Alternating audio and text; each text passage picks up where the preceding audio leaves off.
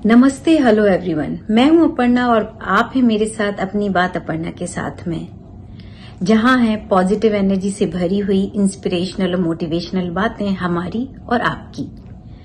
मेरे घर का माहौल बचपन से ही बहुत ही साहित्य को पढ़ने लिखने वाला रहा है, मैंने देखा है।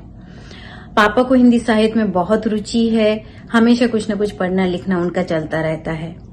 घर किताबों, मैगजीन्स और बहुत सारे न्यूज़पेपर से भरा ही हुआ होता था और आज भी वही हाल है। और घर में बहुत सारे गुणीजनों का आना जाना लगा रहता था। मुझे याद है जैसे ही कोई आता था पापा की आवाज आ जाती थी कि अपर्णा देखो, इन्होंने कितनी अच्छी किताब निकाली है, कितना समाज के लिए कितना काम किया हुआ है। और इस तरह के कई लोगों आते थे और पापा मिलवाते थे, उनको बोलते थे कि देखो इन्होंने, उनके बारे में बताया करते थे। उस टाइम तो बहुत गुस्सा भी आता था कभी कभी कि मुझे क्या करना है मिलके, मुझे क्या इनके बारे में जान के करना है, ऐसा सोचती थी। और जब मम्मी पापा की आंखों में देखती थी तो लगता था नहीं, 2 मिनट के लिए तो जरूर जाना है, नमस्ते करने के लिए और उनसे मिलने के लिए, क्योंकि तब हम आंखों की भाषा समझा करते थे।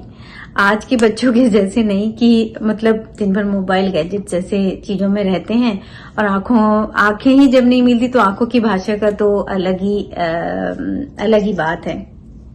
इस तरह जो घर में माहौल रहता था उसमें ये सब चलता रहता था कि देखती थी पापा नई नई किताबें पढ़ रहे हैं, नए नए साहित्य में उनका कितना इंटरेस्ट है।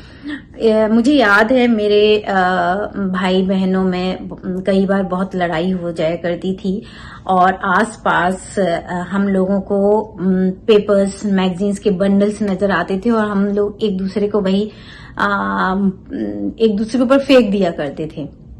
उसके बाद जो दादाजी की, जिनको हम लोग बाबू कहते थे, बाबू की एक बड़ी सी क्लास लगती थी कि किताबों और न्यूज़पेपर्स या पेपर्स की इम्पोर्टेंस के ऊपर। तो वो देख के तो और वो सुन के बिल्कुल हम सब चुपचाप बैठ जाया करते थे। तो वही घर का जो माहौल रहा है, उसमें कब लिखने पढ़ने में इंटरेस्ट आ गया पता ही नहीं पड़ा। बोलते हैं ना कि बचपन में जो आपने सुना है, देखा है, किया है, वो जहन में बिल्कुल भर जाता है आपके, और आपको कभी न कभी बाद में किसी न किसी फॉर्म में बाहर निकलता है, सामने निकलता है। तो वही हुआ मेरे साथ भी। मुझे भी थोड़ा पढ़ने लिखने में इंटरेस्ट आ गया, साहित्य में इंटरेस्ट आ गया और जब भी टाइम मिलता मैं कुछ पढ़ती, कुछ लिखती भी। और जब लिखती तो बहुत अच्छा लगता, जब कुछ पब्लिश होता तो और भी बहुत अच्छा लगता, प्रोत्साहन मिलता, एनकरेजमेंट मिलता। और इस बीच लाइफ बिजी होती गई, फैमिली में और जॉब में। कभी कभी टाइम मिलता तो इस तरह की चीजें करती और बहुत सेटिस्फाइंग भी लगता। बीच बीच में मम्मी पापा से बात होती तो उनका यही कहना कि अरे तुमने कुछ लिखा नहीं। पापा भी बोलते कि अच्छा तुमने ये किताब पढ़ी, ये पढ़ना बहुत अच्छी है। इस तरह की बातें हमेशा चलती ही रहती थी। पर इन सब के साथ जो एक चीज कंटिन्यू रही वो रही अच्छे लोगों से मिलना, उनसे मुलाकातें करना, वो हमेशा ही रहा।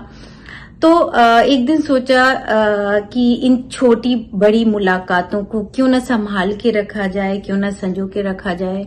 ऐसा सोचकर ही अपनी बात की शुरुआत हुई और मैंने सोचा कि इन सारी मुलाकातों को आप लोगों के साथ भी शेयर किया जाए, क्योंकि आई एम श्योर कि आप लोगों को भी बहुत अच्छा लगेगा ये पॉजिटिव एनर्जी से भरे हुए हार्ड वर्किंग और इंस्पिरेशनल लोगों से मिलकर, जैसे कि मुझे लगता है।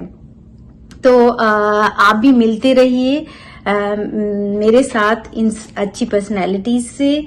और हमेशा मैं चाहूंगी कि आप फीडबैक दें, अपने कमेंट्स दें मुझे, तो मैं कुछ इम्प्रूव कर सकूं, कुछ बेटर कर सकूं इसमें।